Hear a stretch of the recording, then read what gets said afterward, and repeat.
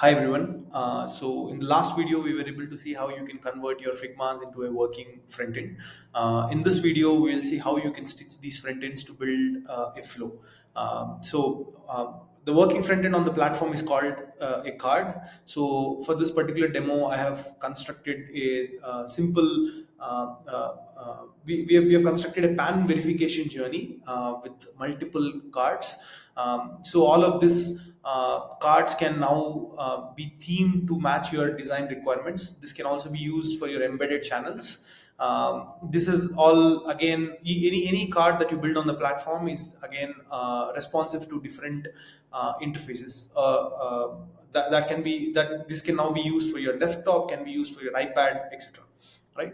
So this is the notion of a journey on the platform.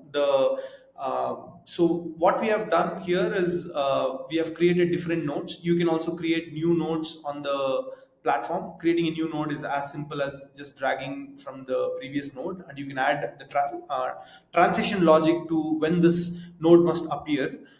You can also delete a node if it's not needed, right? So in this, this is a simple pan journey with where you input your pan details, and it verifies your pan details. If the verification is successful, it shows you a success screen. If it's a failure, it shows you a failure screen. So this also supports different animations, lottie files when you're building these cards. So this is a journey, folks. So the next thing, once you have built the journey, that you could do here is you can also simulate the journey on the platform. So end to end can be tested here. The QA can be done on the platform before it can be shipped. In the next video, let's see how you can actually plug the backends to the front end so that this becomes a functional journey, and then you will be able to ship the journey from the platform without any dev or DevOps efforts. Looking forward to the next demo. Thanks for tuning in.